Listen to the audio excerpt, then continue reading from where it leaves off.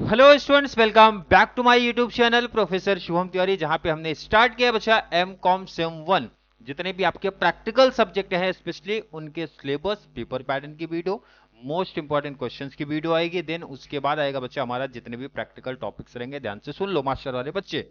MCom same 1 NEP 2020, तो कोई बच्चा कंफ्यूजन में नहीं होगा। इनकेस अगर कोई बच्चा ऑटोनॉमस का जुड़ा है तो सर मेरा पेपर पैटर्न डिफरेंट है, बट बच्चा सिलेबस तो सेम ही रहेगा। अगर आपके कॉलेज में डायरेक्ट टैक्स मिला है आपको तो प्रैक्टिकल तो वही सेम फॉलो करने हैं, पेपर पैटर्न में भी डिफरेंट आपका होगा। ऑटोनोमस कॉलेज की मैं बात कर रहा हूं, लेकिन जो यूनिवर्सिटी का बच्चा syllabus and paper pattern, syllabus तो ऑलमोस्ट डीटी का हर एक बच्चे का सेम है। चाहे आप मास्टर की बात करो, मैंने बताया ना जिस भी कॉलेज में आपका डीटी सब्जेक्ट है, पेपर पैटर्न डिफरेंट होगा। जैसे यूनिवर्सिटी का जो पेपर पैटर्न है डिफरेंट है, ऑटोनॉमस कॉलेज का मे भी डिफरेंट होगा। 60-40 वाला पैटर्न फॉलो कर सकते हैं, लेकिन प्रैक्टिकल कॉन्सेप्ट बच्चा सेम ही रहता है। ये चीज ध्यान में रख लो। मुंबई यूनिवर्सिटी की बात करते हैं, ध्यान से सुन लेना, समझ लेना।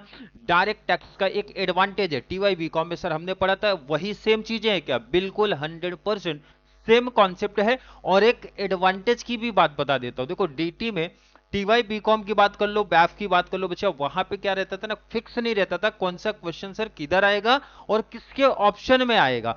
बट यहां पे एक प्लस पॉइंट है बच्चा, क्लियर यूनिवर्सिटी गाइड कर रही है ये चैप्टर यहां पे ही फिक्स रहेगा और इतने नंबर का फिक्स रहेगा। सर क्या हमेशा चेंज होता है क्या? नहीं बच्चा, कोई चेंजेस नहीं होगा। और ध्यान से सुनो समझो जरा, लेक्चर्स आपको कैसे मिलने वाले हैं। प्लेलिस्ट मैंने बना दिया है, पहली ही वीडियो है एमकॉम सिम 1 डायरेक्ट टैक्स के नाम से प्लेलिस्ट है, जहां पे लेक्चर्स का पैटर्न जरा समझ लो क्या मिलेगा। सबसे पहला मिलेगा बच्चा सिलेबस एंड पेपर पैटर्न, उसके बाद 24 का पीवाईक्यू, उसके बाद 25 का पीवाईक्यू, उसके बाद बच्चा 26 का पीवाईक्यू और 3 पीवाईक्यू। मास्टर लेवल में आ गए हो तो एक परफेक्ट आइडिया लगा लोगे सर कौन सा टॉपिक कहां पे कितने नंबर का बना है और हमें कितने नंबर कवर करने हैं।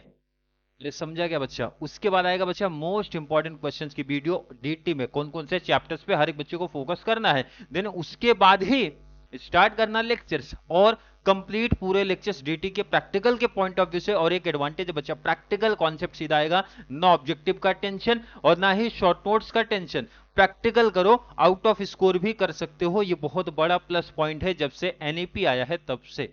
अरे क्लियर क्या? समझा क्या बच्चा? आई होप हर एक बच्चे को समझा होगा। तो चलिए स्टार्ट करते हैं आज की class.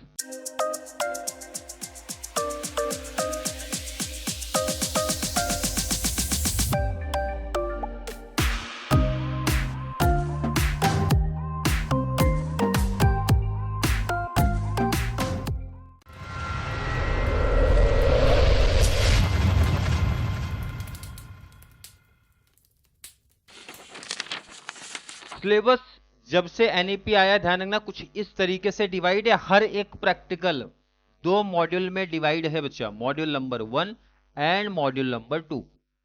Module number 1 and module number 2 इस पैटर्न को फॉलो करता है, जहां पे मॉड्यूल नंबर 1 लिखा है बच्चा 2 क्रेडिट का है, जिसमें 2 यूनिट हैं। 2 यूनिट है, ध्यान से रखना, 2 यूनिट है, यूनिट नंबर 1 2।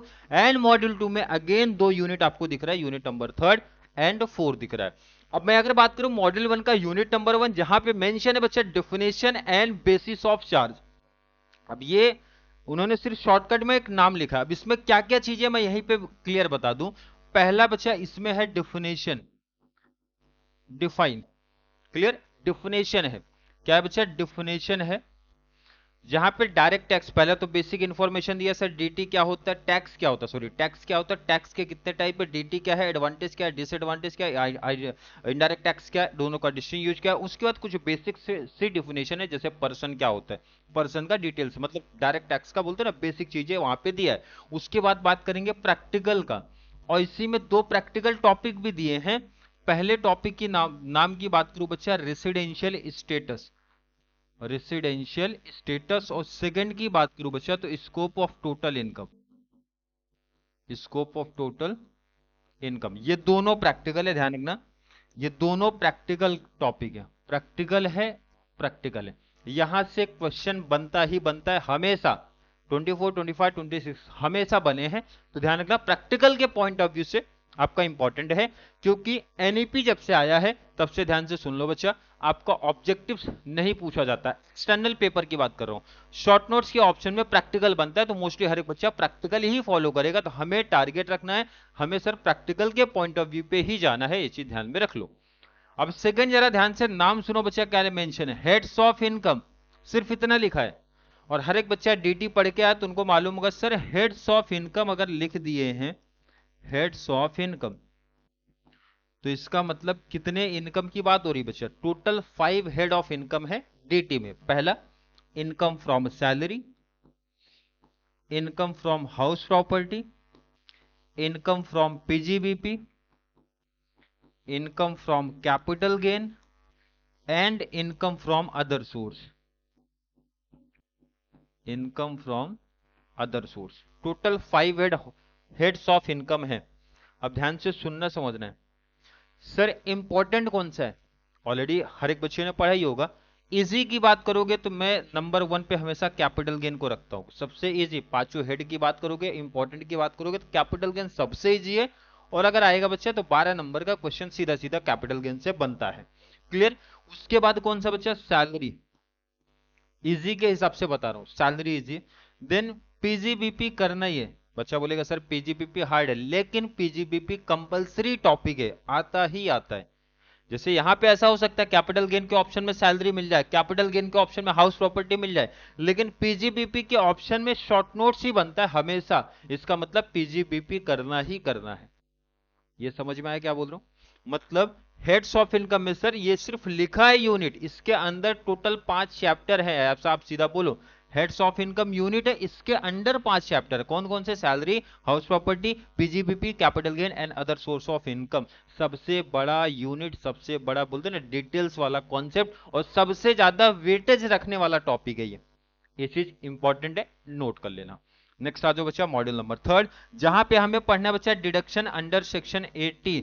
और ध्यान से सुनो, ये डिडक्शन का जो टॉपिक है, अगर आपने बीकॉम बैफ में डिटेल में पढ़ा होगा तो सर सैलरी बिना डिडक्शन के नहीं चलता, पीजीपीपी बिना डिडक्शन के नहीं चलता, हाउस प्रॉपर्टी बिना डिडक्शन के नहीं चलता। मतलब ये एक ऐसा टॉपिक है, अगर यहां डिडक्शन पढ़ लिया तो हर एक चैप्टर में बेनिफिट हमें दे के जाएगा।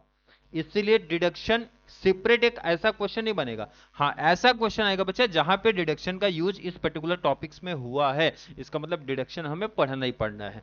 लास्ट अपना है computation of income and tax आने वाला है। इस तरीके से आपका पेपर पैटर्न डिवाइड है, 2 मॉड्यूल, उसके अंदर बच्चा टोटल 4 यूनिट, 1 2 3 4, चारों का डिटेल्स बता दिया हूं। ज्यादा इंपॉर्टेंट कौन सा है बच्चा, यूनिट नंबर 1 इंपॉर्टेंट है, जिसमें 2 प्रैक्टिकल हमारे इंपॉर्टेंट है। हेड्स ऑफ इनकम सबसे ज्यादा वेटेज रखने वाला टॉपिक है, ये चीज ध्यान में रख लो। सिलेबस आई होप हर एक बच्चे को डिटेल में समझा है। स्क्रीनशॉट लेना है तो ले लो, स्क्रीनशॉट लिया तो पेपर पैटर्न जरा अच्छे से समझना। यूनिवर्सिटी क्या की है, 50 मार्क्स का आपका इंटरनल, 50 का एक्सटर्नल, इस तरीके से डिवाइड किया है। और ये 50, ये जो 50 आपको दिख रहा है, ये 50 भी कैसा डिवाइड किया जरा वो समझो। 20 का आपका टेस्ट होगा, सर टेस्ट में क्या आ सकता है, ऑब्जेक्टिव टाइप क्वेश्चन पूछ सकते हैं, राइट इन 1 सेंटेंस आपसे पूछा जा सकता है। क्लास टेस्ट रहेगा बच्चा आपका 20 मार्क्स का, कितने का रहेगा बच्चा पार्टी, 20 मार्क्स का। 20 मार्क्स का ऑब्जेक्टिव या फिर 1 सेंटेंस, मोस्ट ऑफ कॉलेज यही फॉलो करते हैं, तो ध्यान रख लेना। जितने यूनिट सर कहां से बनेगा, देखो ये होता ऑलमोस्ट, आप मान के चलो आपका जब भी एडमिशन होगा उसके 2 मंथ के आसपास ही पेपर होता है। तो जितना यूनिट टीचर ने पढ़ाया होगा, सर ने आपको पढ़ाया होगा ना, उतने से आता है। क्लियर नहीं, वो ऑलरेडी आपको पूरा गाइडेंस मिलेगा। कॉलेज का जो ग्रुप होगा एडमिशन के बाद, देखा रहेगा आपने मास्टर में, आपका कॉलेज ग्रुप बनाता है, ग्रुप में ऑलरेडी नोटिफिकेशन मिलता है कि क्लास टेस्ट आपका कब होने वाला है, कितने यूनिट से बनने वाले हैं। तो 20 मार्क्स का आपका क्या रहेगा बच्चा, क्लास टेस्ट। और ये 20 मार्क्स का आपको मिलेगा असाइनमेंट, असाइनमेंट के साथ में वाइवा हो सकता है। तो यहाँ पे मोस्टली जो कॉलेज फॉलो करते हैं यही, 10 का असाइनमेंट 10 का वाइवा, मतलब जो असाइनमेंट देंगे जिस टॉपिक पे ना, उसका वाइवा भी आपसे लिया जाएगा। तो यहाँ पे क्या मेंशन किया, प्रोजेक्ट प्रेजेंटेशन हो सकता है, वाइवा हो सकता है, असाइनमेंट हो सकता है, या फिर केस स्टडी हो सकता है 20 मार्क्स का। और 10 मार्क्स आपका अटेंडेंस पे रहेगा बच्चा।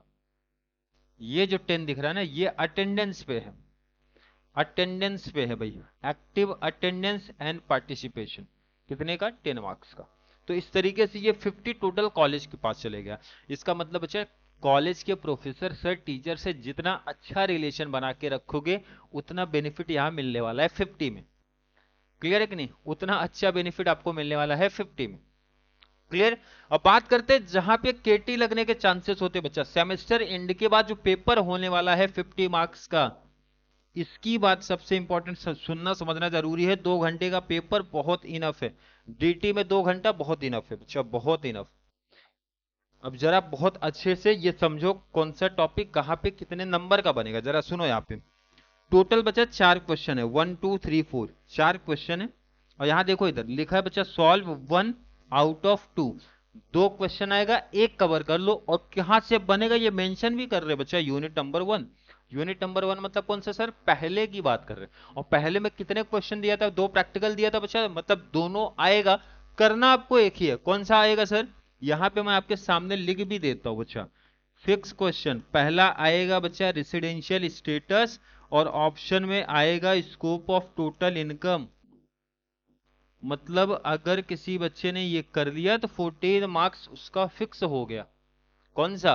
Residential status. ऑप्शन में आएगा स्कोप ऑफ टोटल इनकम। कितने नंबर का बच्चा? 14। और अगर आप डीटी के सबसे इजी चैप्टर्स की बात करते हो तो उसमें आएगा हमारा स्कोप ऑफ टोटल इनकम। सबसे इजी चैप्टर्स, 14 मार्क्स हर एक बच्चे का फिक्स करा देगा।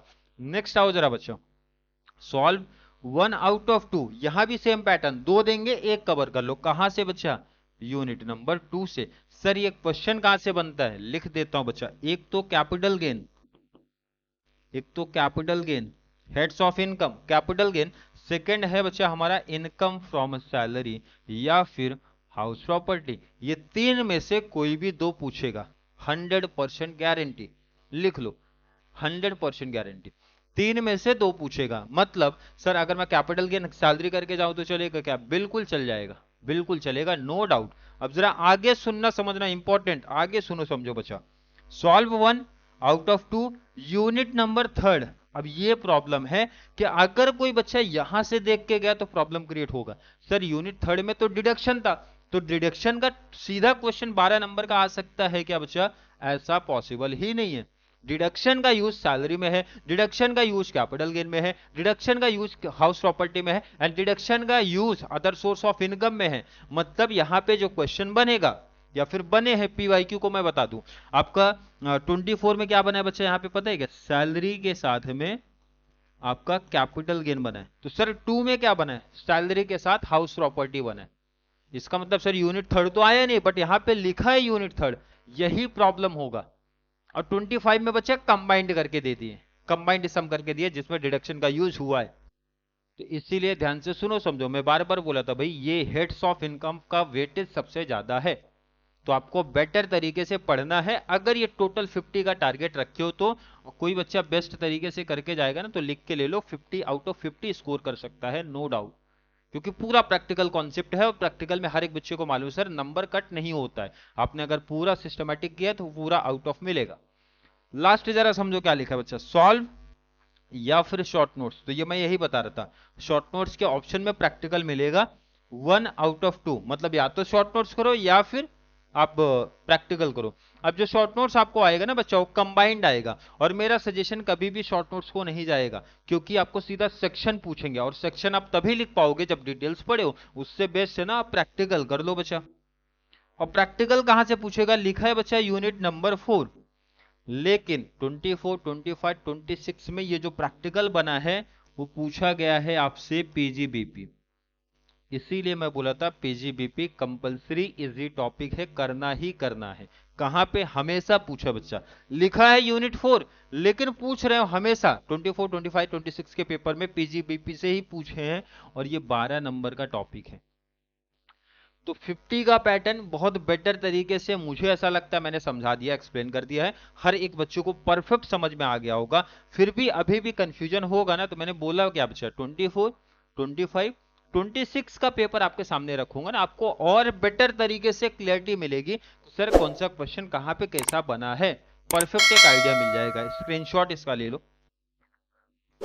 क्लियर है? तो आई थिंक हर एक बच्चे का कॉन्सेप्ट यहां तक क्लियर है। फिर भी किसी बच्चे को आज की क्लास को लेके कोई भी डाउट, कोई भी कंफ्यूजन क्रिएट होता है तो जरूर नीचे कमेंट में ऐड करो, या फिर कॉन्सेप्ट क्लियर है, वीडियो आपको थोड़ा सा भी हेल्पफुल लग रहा है तो वीडियो को ज्यादा से ज्यादा मास्टर वाले बच्चों को जरूर शेयर करें ताकि उनको इस चैनल से इसी तरीके की कंप्लीट बेनिफिट मिल सके। तो चलिए मिलेंगे अगली क्लास में, तब तक के लिए थैंक यू सो मच।